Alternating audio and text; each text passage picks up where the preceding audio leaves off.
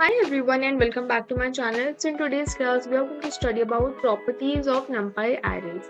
Now सबसे पहले समझते हैं कि हमको प्रॉपर्टी समझने की यहाँ पर जरूरत क्या है। हमने देखा था कि हम NumPy arrays को किस तरीके से यहाँ पर क्रिएट कर सकते हैं। हमने ऑलरेडी देख रखा है कि arrays आखिर में होते क्या हैं।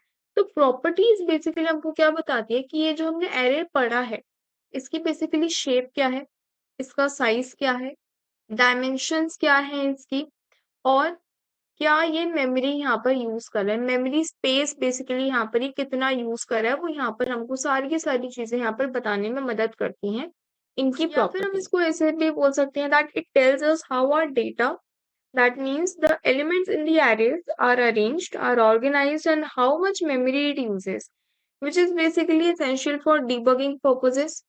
जब भी हम डीबग करते हैं उसके लिए यहाँ पर जरूरी होती है। अगर हम रीशेप कर रहे हैं अपने एरे को, फॉर एग्जाम्पल 2,3 एरे है, मुझे उसको चेंज करना है टू 3,3 एरे, तो वहां पर भी हमको पहले पता तो होना चाहिए ना that what is the actual shape of the array, उसके बाद ही तो हम उसको यहाँ पर चेंज कर पाएंगे। थर्ड, ये हमको बताते हैं कि परफॉर्मेंस यहाँ पर क्या रहने वाली है। ठीक है। सो सबसे पहले हम देख लेते हैं सिंटैक्स क्या रहता है। यहाँ पर प्रॉपर्टीज के अंदर हम एक कॉमन सिंटैक्स को फॉलो करते हैं except for the first property which is type. Type property क्या होती है, किस तरीके से काम करती है, ये हमने ऑलरेडी प्रीवियस लेक्चर्स में यूज कर रखा है and we know that what does it mean, right. तो सिंटैक्स की अगर मैं बात करूँ, so firstly we need to write array name followed by a dot operator, and उसके बाद हमारी जो भी प्रॉपर्टी है, एंडिम है, शेप है, साइज है, डी टाइप है, कोई भी प्रॉपर्टी है उसको हम यहाँ पर मेंशन कर सकते हैं सिंपली, एंड वहां पर हमको रिजल्ट मिल जाएगा। ठीक है।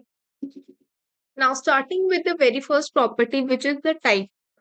नाउ यहाँ पर basically it tells us the class of the object. यहाँ पर जो हमने ऑब्जेक्ट बनाया है उसकी यहाँ पर क्या क्लास है, वो यहाँ पर हमको चेक करने में मदद करता है। नाउ सबसे पहले इसको एक बार कोड में कर देख लेते हैं। इंपोर्ट कर लेंगे अपनी numpy मॉड्यूल को, import numpy as np, and यहाँ पर एक एरे बना लेंगे arr नाम से which is np dot array. ठीक है। यहाँ पर लेट्स से कि मैं एक 2D एरे यहाँ पर क्रिएट करने वाली हूँ। तो 2D array क्रिएट करने के लिए let's say I am taking 5, 10 and 15 followed by a second array. Second array, let's say I'm taking 20, 30 and 40. ठीक है। तो इस तरीके का मैंने एक 2D array यहाँ पर क्रिएट करा है।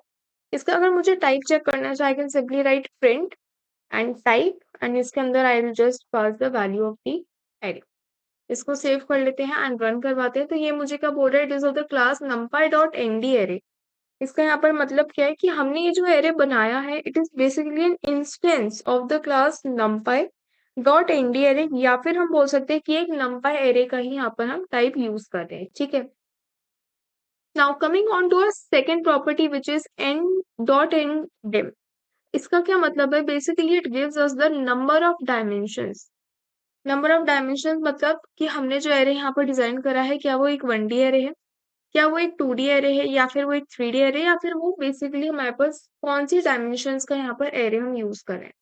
If we are talking about 1D, तो 1D में हम कंसिडर करते हैं कि वो एक वेक्टर्ड एरे है। ठीक है। 2D की अगर मैं बात करूं तो हम उसको बोलते हैं कि एक वो मैट्रिक्स है।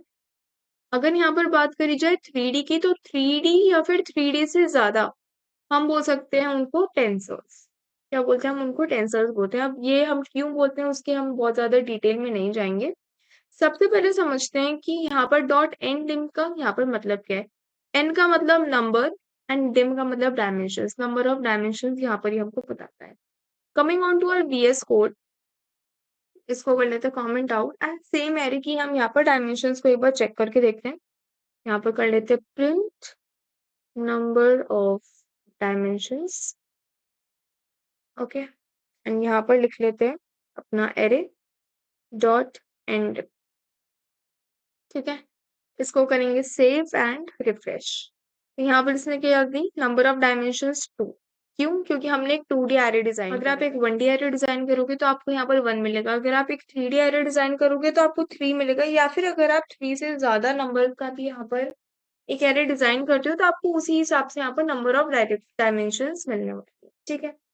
Now coming on to our next property, it is dot shape.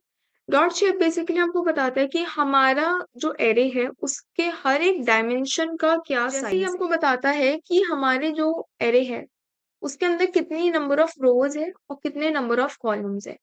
If I am talking about a matrix of 2 cross 3, तो यहाँ पर मैं क्या बोल सकती हूँ that it consist of 2 rows and 3 columns. बस ये डॉट शेप हमको वही ला कर देता है।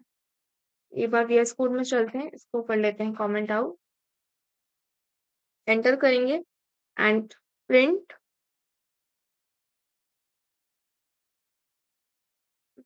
नंबर ऑफ शेप्स एंड यहाँ पर लिखेंगे array dot shape.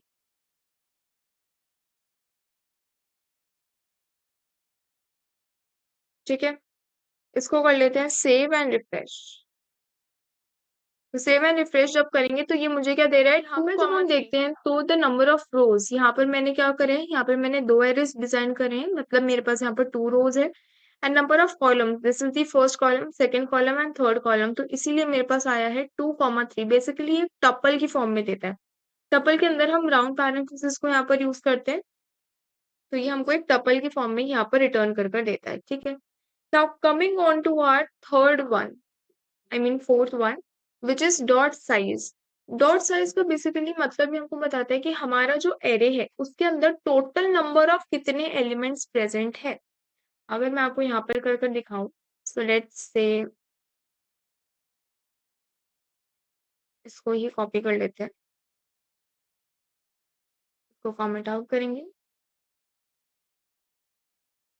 Size of array, and यहाँ पर अपना फंक्शन चेंज करना और कुछ भी नहीं करना, function he I mean property. ठीक है, इसको कर लेते हैं सेव। तो इसने मुझे बोला that the size of array is 6।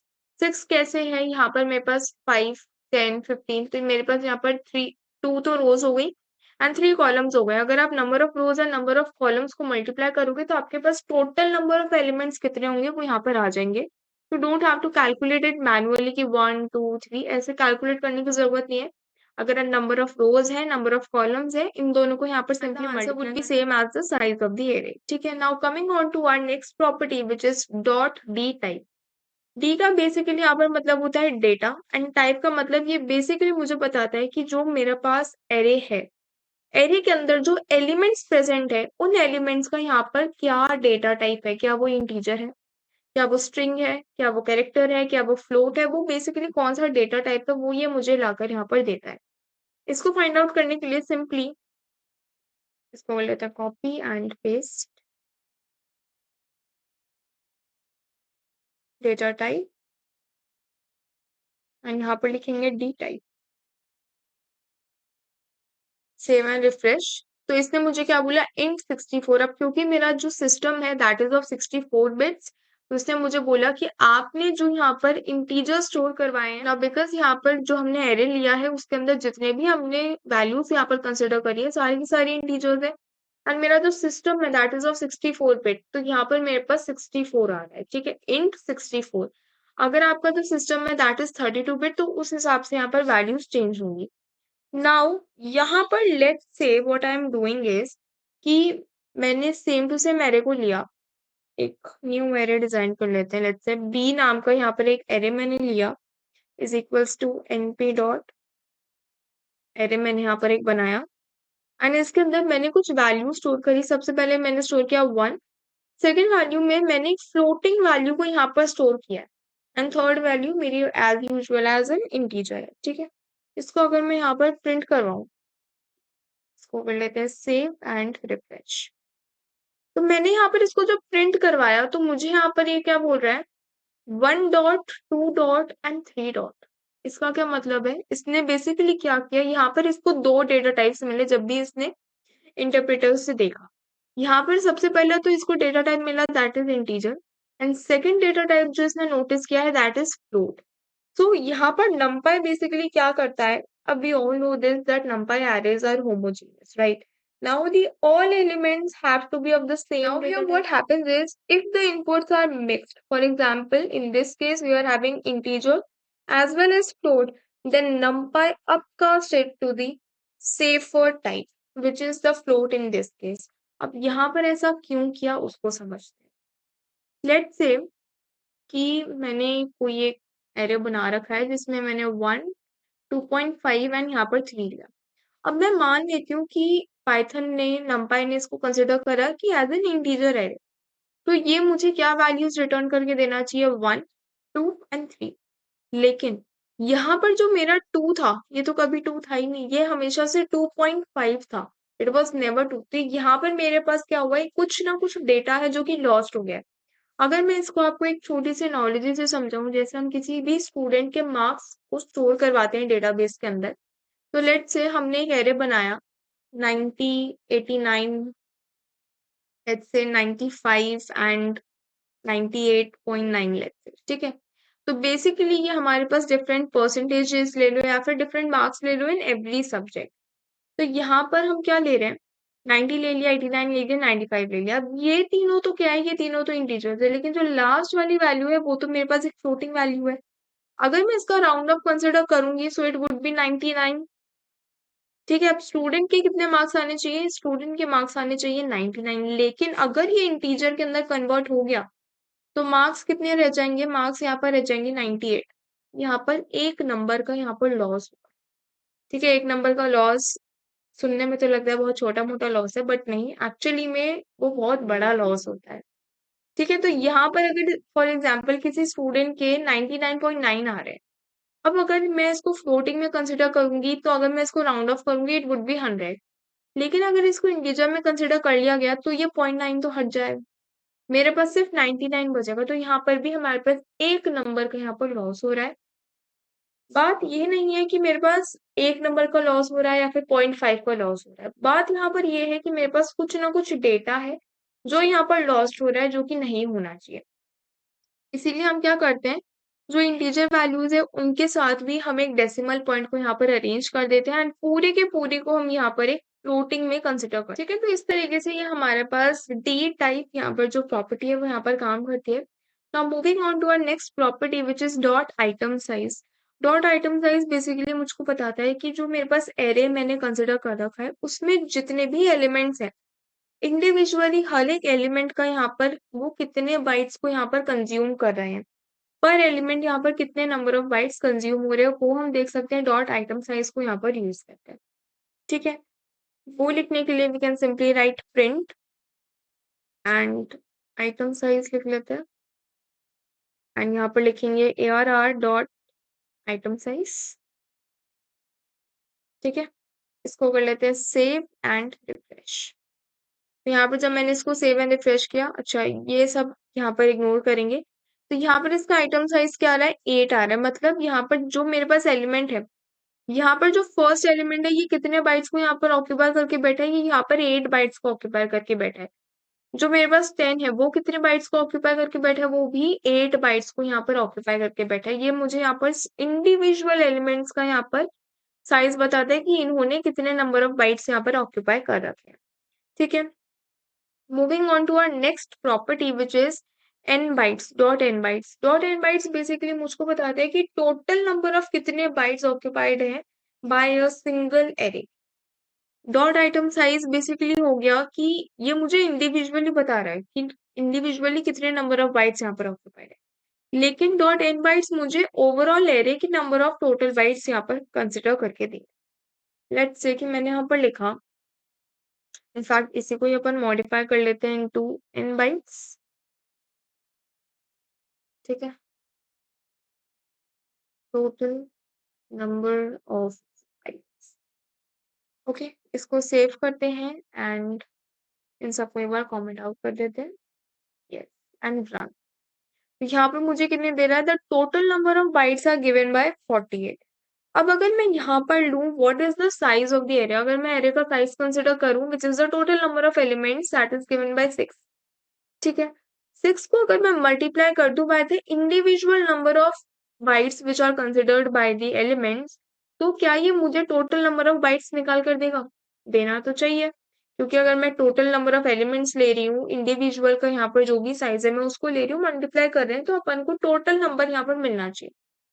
सो एक बार हम क्या कर सकते हैं, we can simply print a dot size array dot size इसको अपन मल्टीप्लाई कर रहे हैं by array dot item size, ठीक है। एंड ये थर्ड वाली क्वांटिटी अपन यहाँ पर लेकर चल रहे हैं।